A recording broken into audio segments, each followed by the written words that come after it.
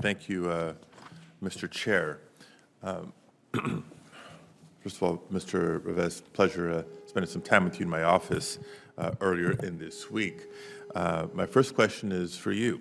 One of OIRA's most significant functions is its centralized review of, quote, significant federal regulations, which impact millions of Americans. Similar to elections and election administration, I believe our democracy works better when there's greater public engagement from all groups and a broad range of relevant stakeholders that can contribute to, in this case, government processes, not just turning out and voting. I believe this should also apply to the regulatory process. So what populations do you think are currently underserved by the way the regulatory process is functioning? I know you've done some research in this area in the past. Thank you for the question, Senator. I think it's very important that in addition to having aggregate estimates of costs and benefits, we understand how regulations affect subsections of the American people. It could be farmers, it could be business owners, it could be workers, it could be people with asthma or other respiratory illnesses, because not everyone is affected by pollution or by other consequences in the same way. And it's very important to understand that. I don't think the regulatory process has done a particularly good job at disaggregating this information. And I think for a while that was because the techniques for doing that were not available. I think they've improved significantly since then. President Biden has called for this work to be done as part of his modernizing memorandum. I've written about some very simple improvements that could be done in the regulatory process, which is, for example, to look at the distributional consequences of different alternatives to a particular proposed rule and not only to the rule that's actually proposed. And we look at alternatives to determine, in connection with the determination of aggregate costs and benefits, but we have traditionally not looked at alternatives to determine distribution. As a result, we can't make the best decisions that could be made. I would, if confirmed, I would very much want to work with the agencies and with the OIRA staff and get advice from members of this committee on how best to make sure that we have the most sophisticated understanding of the disparate impact of both the adverse consequences that regulations seek to address and of the regulations themselves on different groups of American people.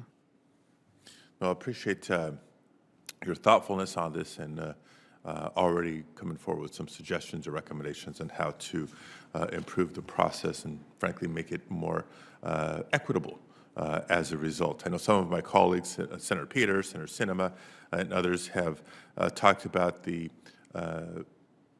process for modernizing regulatory review, recommendations to revise Circular A4 specifically, so I won't be repetitive on those items, but did want to associate myself with their concerns, their questions, and their prioritization.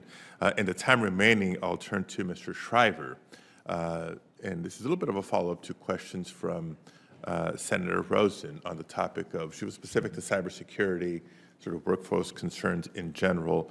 And I want to weave in two items I've spoken, or I've asked questions of from your colleagues that have come through the committee for consideration before.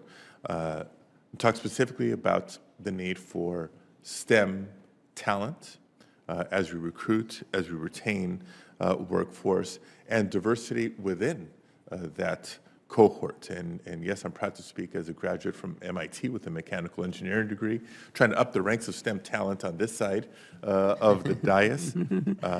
In May, the Senate passed my resolution expressing the Senate's support for increasing the number of Latino students specifically and young professionals entering STEM fields, not just in the private sector, in the public sector as well, and at all levels of government. Latinos make up 17% of the overall workforce in the United States, but represent less than 8% of the workforce in STEM fields. The federal government is the nation's largest employer, with hundreds of thousands of STEM employees. So I'm interested in helping federal agencies fill the needed positions with qualified, diverse perspectives from various backgrounds.